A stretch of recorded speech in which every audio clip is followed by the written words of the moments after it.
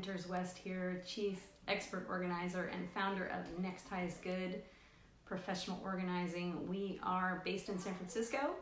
We are professional organizers with a specialization in zero waste. We're coming to you today with the second in our series of Spring Cleaning Lunch and Learn. Yesterday we talked about your ideal space, and today we're going to talk about getting started.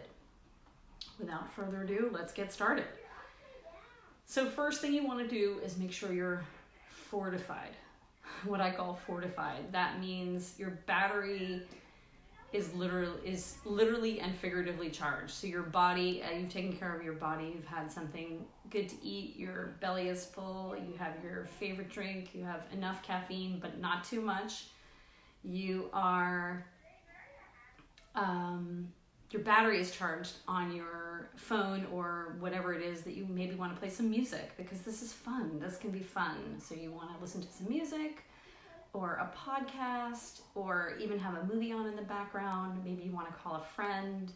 Make it a pleasurable experience, right? So the next thing you want to do is pick a space. We talked about your ideal space yesterday. That might not be where you want to start. You want to start with a project that's attainable in the time that you have. You might have an hour, you might have a day, you likely have somewhere in between those two.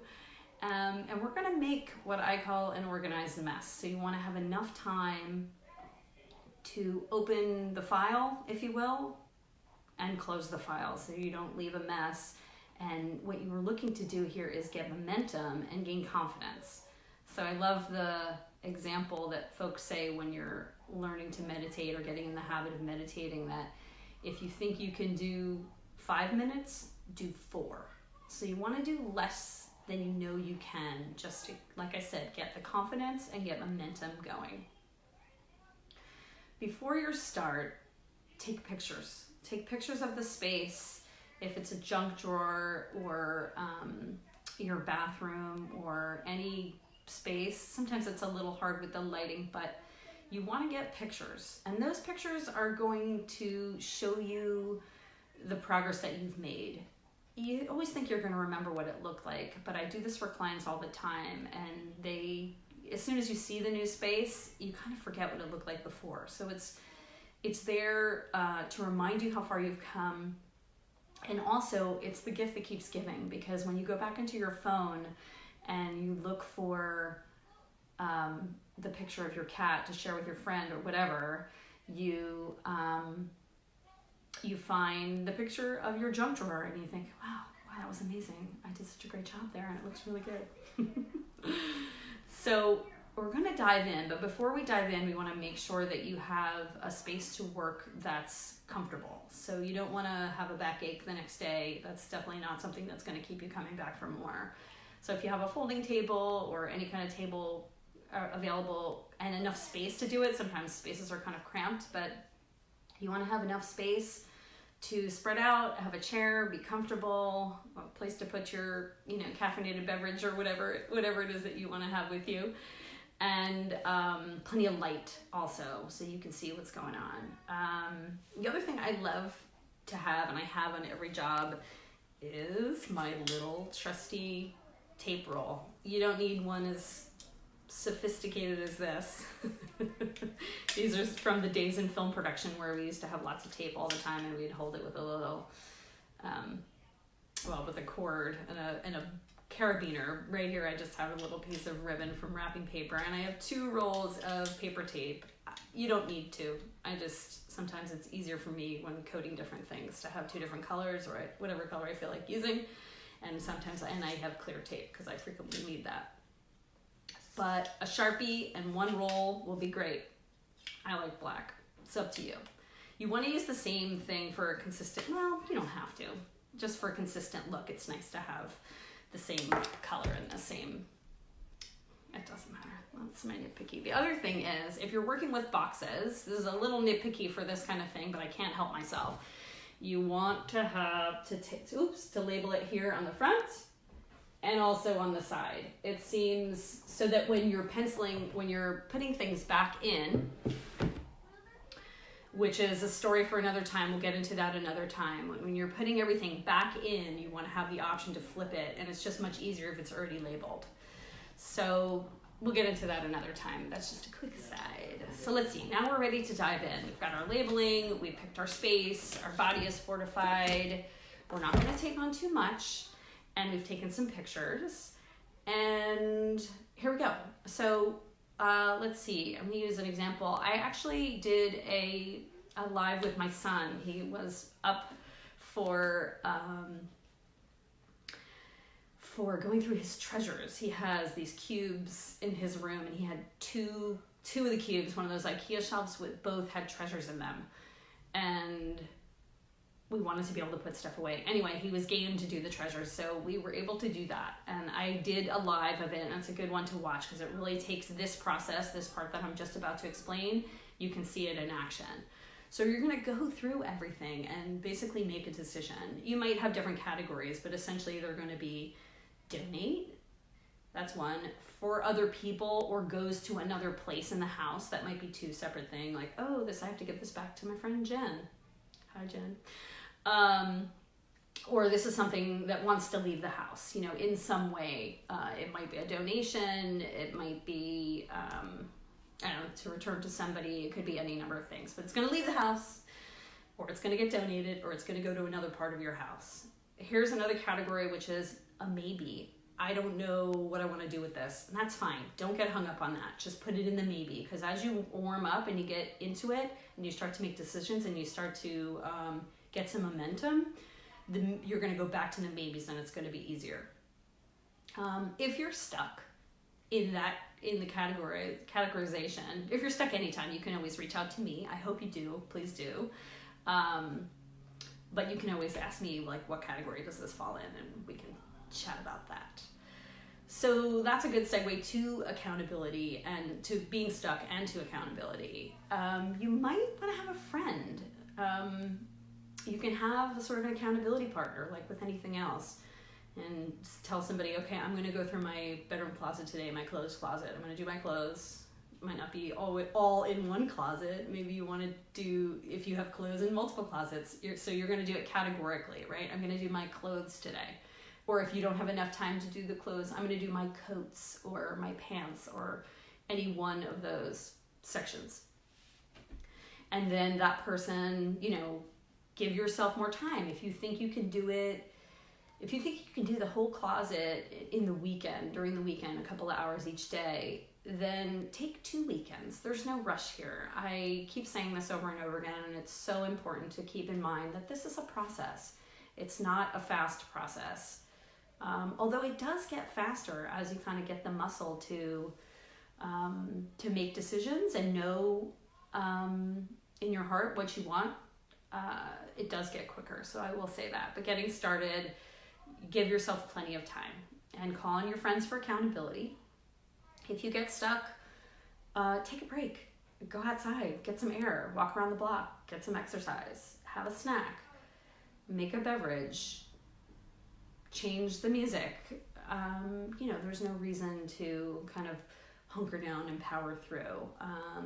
I love doing this. It's why I do this for my work, but so I find it energizing, but I understand it can be draining for some folks. So let's see, I'm going to open it up to Q&A in just a minute. I think I'll take a minute and scroll through and see what questions folks have.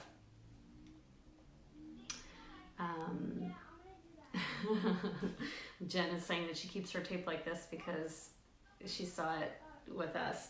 I have my computer open here because, maybe I can do this. This is a little awkward, but sorry about that. Yeah, I'm doing this on my phone today. I did it on the computer yesterday. That's not working, so I'm gonna log onto my computer and hopefully this will work. Oh boy, not working. Okay, bear with me. I'm gonna figure this out, how to do this on my phone, on my computer. Da, da, da, da, da. Well, I actually want to read you a quote while I'm doing this. Can I do those two things at the same time? I don't don't know if I can, but let's see. Here we go. I got it. Okay. So let's turn the volume down on this so make sure I don't hear myself in the thing. I'm hoping that this is going to work where I can actually see the questions. Oh, that's me. I see myself, but I don't see the questions. Here I do. There aren't any questions. Are there any questions? I don't know. Anyway, I'm going to share with you this beautiful quote that I see. It's from a book that I've not read, and I don't know the artist, but I just read about it in Real Simple Magazine, and I thought it was so apropos for the work that I do. And here it goes. That's the only thing that you can do with a mess. Start cleaning it up a little bit at a time. I thought that was super sweet. It's Lisa Wingate from a novel, I believe, The Seaglass Sisters. Super sweet. That's really what we can do, right? Just start cleaning it up one little bit at a time. I don't know if I mentioned this, but it's important to go back or to highlight this, because you want to do, I know I said something easy, but what could that be? A junk drawer can be easy. If you're up for it, you can literally pull the drawer out and, I don't want to say dump it, that it's going to go everywhere, but dump it, put it on top of a towel and then sort all the things. And then, it's really important to keep things contained when they go back in. Using the junk drawer as an example, you can use little containers that you get food delivered in, like the little ones that are like this, the little pint ones, or the bigger ones, or even the taller ones if your drawer will allow. And you put now we have so many cables for things that charge in there, something longer for pens. Just be creative and use things around your house that you already have. Shoe boxes, almost like those dividers that come in a wine bottle. A case of wine comes, that kind of thing, where they're like this. You could even cut those down and use those. Frequently, shipping boxes, when you buy something, they have kind of fun waffly looking things that can be used to organize. Of course, there's a million things you can buy to organize inside drawers and things like that, and I'm happy to make those recommendations, but you just let me know what you need and I'll be happy to answer it. So Kate is asking, can you elaborate on the easiest place to get started? Which room or place? Yes, I would say it's the kind of lowest hanging fruit is how I like to put it. What's bothering you the most, crossed with what do you think you can do in the time and space that you have? And I don't just mean space, but I mean headspace. You don't want to take on paperwork if that's a challenge for you. You don't want to take on memorabilia if that's a challenge for you. If you're really attached to your books, don't do those. Linens are really good to do because, you don't really get many people. I haven't heard many people getting attached to linens. The thing that happens with linens is that they feel bad that they didn't use them because they were so expensive, or so-and-so gave them to me, or here's the quilt that my grandmother gave to me that I never used, that kind of thing. So maybe take on a linen closet. It's also not that big and attainable. And you want to pull everything out and maybe put them back together in their sets so that you can know which one was the queen and which one was the king. You don't even have a twin bed anymore, so those twin sheets can get donated. You can look on the video that I did yesterday for places to donate now, even under quarantine, that are receiving donations. That's a really good resource, especially now. Jen is saying, if you're the sort of person who has a hard time accepting, it's okay not to do everything at once. Oh my gosh, this is not working on my phone at all. Oh, there it is. Okay, thanks. If you're the sort of person who has a hard time accepting it's okay not to do everything at once, how do you teach yourself to be okay with projects in process? Good question, Jen. It's a process, though. I think it's just like being kind to yourself. I was on the phone with a client yesterday, the day before, and she was kind of just talking a whole a lot, and I felt like really of service to be able to listen to her. She lives alone, and she was saying, you know, it's so important to be kind to ourselves, and I think that that's really the essence of it. If you're doing it, it's happening. Refer back to those pictures of what it looked like before. The whole life's a project in process, right? We don't know what's going to happen. You might have a great idea about what to do with that thing that you didn't know what to do with, or how to organize, not necessarily how to organize it, but where to put it, or ooh, maybe those linens can go somewhere else, or the beach towels could really go downstairs because, so it's actually just a beauty in the knowing that it's all happening, that it's all part of the process. I hope that's not unsatisfying, but it's really true. I mean, I feel that with this process of organizing, and also with everything, with life. Sorry to philosophize. Okay, Kate is saying, I love the idea of starting with places where I'm less attached or overwhelmed. Do you have any tips around helping others come to that conclusion? AKA my partner, who might be attached to old video games he never plays, or books he never opened or read. Okay, this is a tough one. Thanks for this question, Kate.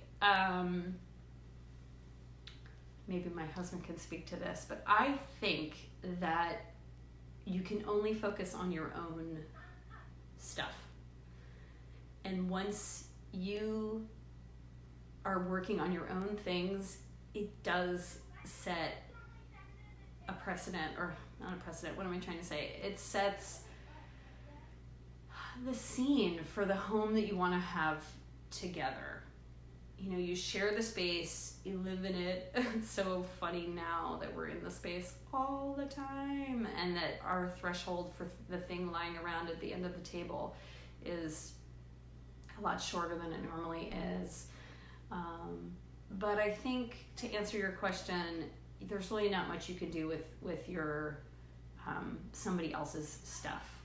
You can make some rules about the space and how long things stay in place. For example, I have in my mind, I don't know if I've talked about this with Adam, I think I have, that I have around a 24-hour rule. For example, I got a delivery of my favorite tea, which was 6 boxes. I normally don't buy like that, you know, in such bulk, but because of the situation here, I've ordered my favorite tea, which was out at every store. I ordered a case, so it came in 6 boxes, and they were on the counter. And, you know, after 24 hours of them being on the counter, I'm ready for them to go away. And that's kind of our rule, is that things sit around for 24 hours and then they have to move. So I don't mind if you don't move it, but I'm going to. My excuse with the tea, by the way, was that I had to get on the chair to stand up and do it, and it was going to go up and back. I did it this morning, by the way. Oh wait, Adam is saying Lauren is great at starting the conversation with that partner about the importance of keeping that stuff. Or, oh boy, technical difficulties. So funny. Oh, or your attachment to it so that you can come to some conclusion on your own. Thank you, love. Well stated. Okay, Casey says, before photos, to remember where we started, I'm going to do this each day, before photos of the house, before my 3-year-old turns it upside down, and then at the end of the day when it's all back in place before bed. I feel you. You should see Jackson's room right now. There's Legos from one end to the next. There's a little path, which I just allow. The 24-hour rule is out the window with him, but at the end of the week, we always do pick it up, at least once. And it's super interesting with him because he knows there comes a certain point where he's playing with his things. There's a certain point, it doesn't happen every week, but it builds up over time where I just walk in there and I feel like I have to turn around and go back. I have to leave because I'm just not comfortable in there. It feels like things are crazy and they're all over the place. And now I tell him in the nicest way, like, I'm not comfortable in here.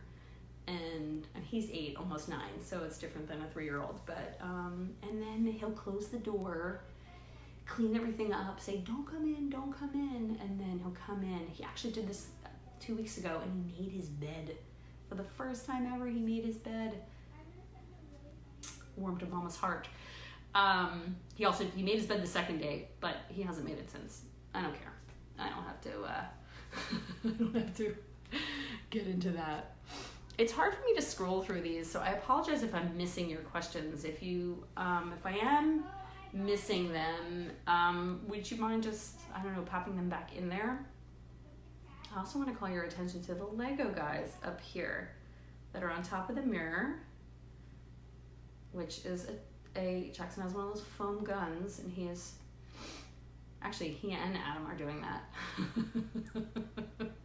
And I left them there. I noticed them and I left them there because I thought they were really funny. Okay, I'm not sure if anybody has any more questions. It doesn't look like you do on here. I guess I will wrap it up. Kate has another question. Do you have any ideas around the time of day or even time of year when this is best to start? Oh gosh. I'm constantly doing it. I mean, my house is pretty organized. Like I said, honestly, things are not always in their place. In fact, things are rarely in their place. Not everything is rarely in its place, only before we leave for a weekend away or a holiday, like I was mentioning yesterday. But I'm constantly purging things, constantly. Oh, we're not using this anymore. Oh, I noticed we don't use that. So that's kind of where I like to get people to a state. Once you've organized your whole space, you are constantly doing this. This is not a one and done. It's just really never finished, honestly. But it gets so much easier once you have a baseline in place, and then you can just decide, especially if you have children and they're aging out of things. That's a constant process. I mean, spring, I think you feel the natural inclination to organize and to clean. Seasonally is probably a good idea. When you bring in, not necessarily attached to time of year, but when you bring in another something large, I mean, you get a new plant or you get a new piece of equipment. We recently got a shelving unit, and that kind of shook a bunch of things up where, it made us ask ourselves, do we really want these things? And are these the books that we really want to have? And those kinds of things. I would say seasonally is probably great. Springtime, because I do think we get a natural inclination to do that. And then whenever you're motivated, honestly, whenever you're motivated is a good time to do it. I think that it's hard to have the space, by space I mean the time and the impetus to do it at the same time. So that's why this is a thing, and people hire me to help them do this, because nobody wants to do that on a Saturday except me.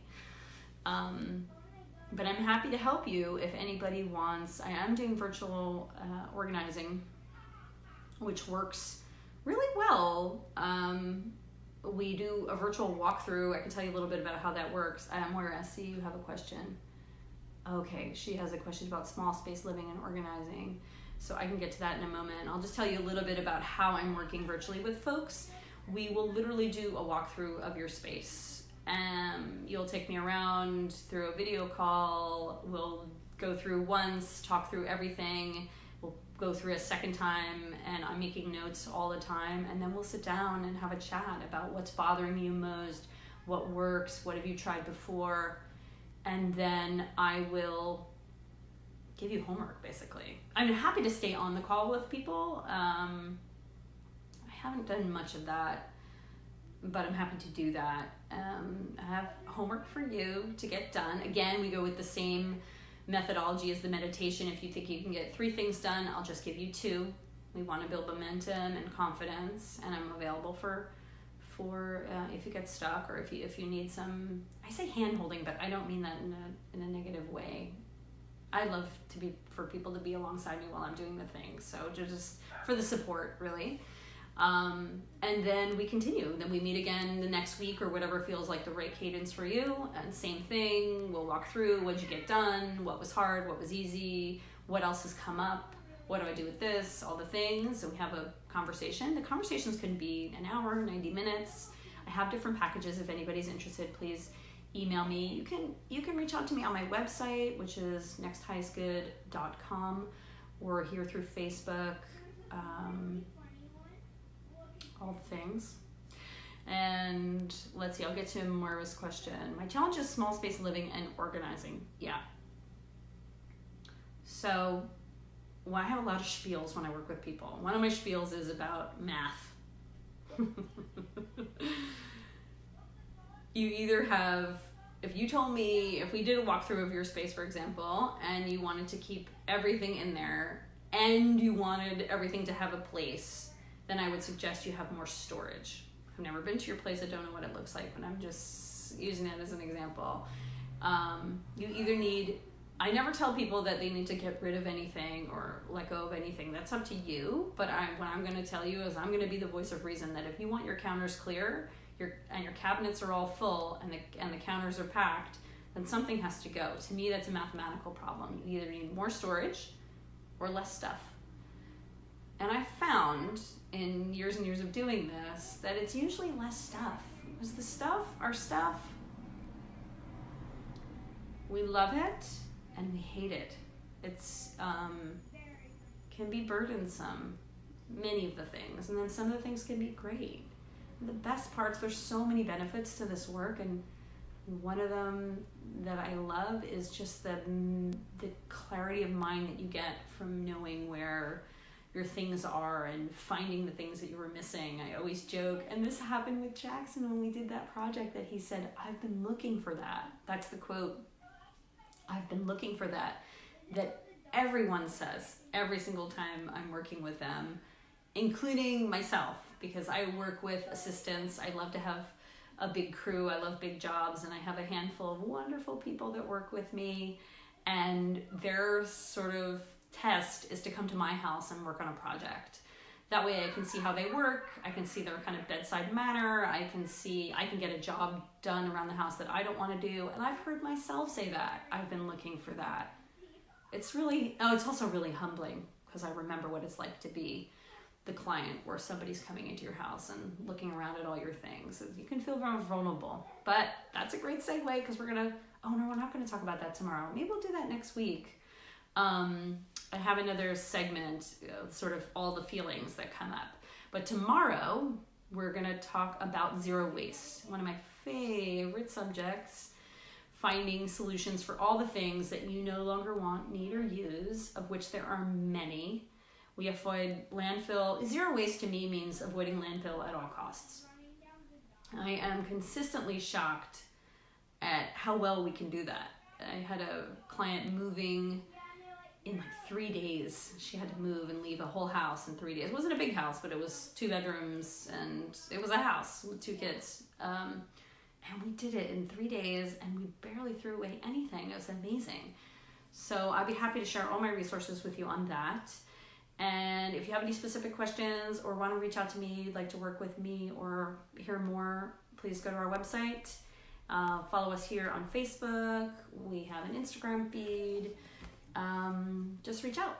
I'd love to help you, and I'd love you to live in the space that nurtures you.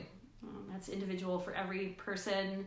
No judgments about what you want to have. Citing that example before of your stuff on the counters. If you feel comfortable in that, I'm happy. Whatever works for you works for me. So if there's no more questions, I'm going to sign off with that, and hope to see you back here tomorrow at 12:30 to talk about zero waste. Hit me up with your questions in the meantime, and thanks for coming. Bye.